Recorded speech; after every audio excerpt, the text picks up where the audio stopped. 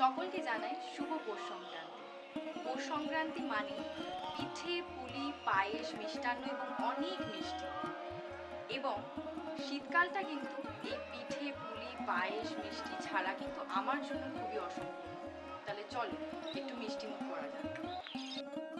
প্রথমে কড়াইতে আমি 4 কাপ জল নিয়ে নিয়েছি। তার মধ্যে 1 কাপ চিনি আর 1 কাপ খেজুর গুড় আমি নিয়ে নিয়েছি। তারপর মিশিয়ে নিয়ে এটাকে কিছুক্ষণ ফোটাতে হবে হাই ফ্লেমে।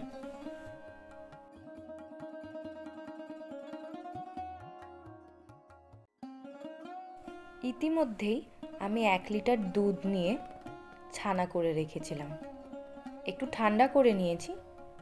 তারপর এর মধ্যে একটু ঘি আর গুঁড়ো দুধ মিশিয়ে এটাকে এখন ঠেসে ঠেসে হাতের সাহায্যে মেখে নিতে হবে, যতক্ষণ না জিনিসটা নরম হচ্ছে আর কোনো দানা দানা না থাকছে।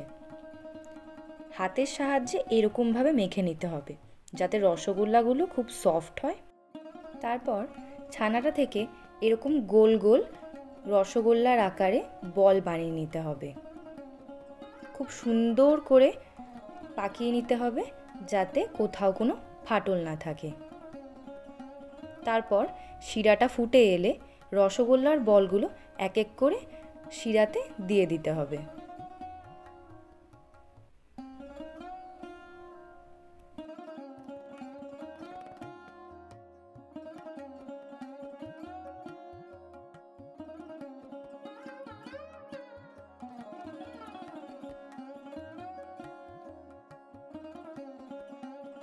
তারপরে 10 মিনিট প্রথমে হাই ফ্লেমে এটাকে একটুখানি ফুটতে দিতে হবে।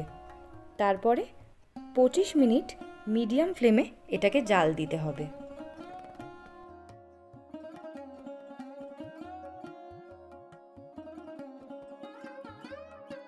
দেন রসগোল্লাটা যখন আস্তে আস্তে শিরাটাকে নিজের মধ্যে অ্যাবজর্ব করে নেবে আর ফুলে ডাবল হতে থাকবে, তার মানে আস্তে আস্তে রসগোল্লাটা হয়ে আসছে।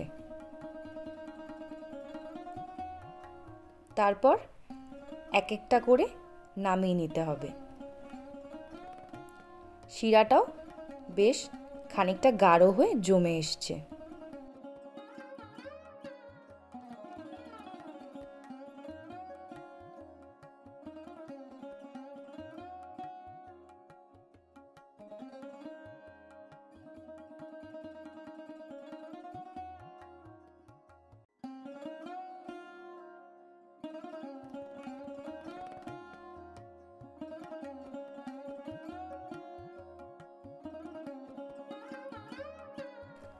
আমি উপর থেকে একটু নলেন গুড় ছড়িয়ে দিয়েছি যাতে টেস্টটা আরও বেশি সুন্দর লাগে খেতে। এখন আমি একটু গোলাপের পাপড়ি দিয়ে সাজিয়ে দিলাম যাতে একটু দেখতে খুব সুন্দর লাগে। গুড়ের রসগোল্লা আমার জন্য কিন্তু একটা নস্টালজিয়া ব্যাপার ছোটবেলা থেকেই।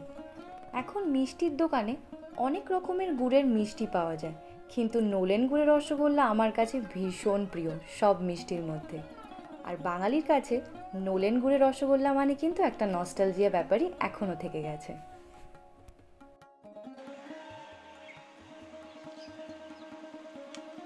সেই গুড়ের টেস্টটা মুখে পড়ছে আর দারুণ লাগছে।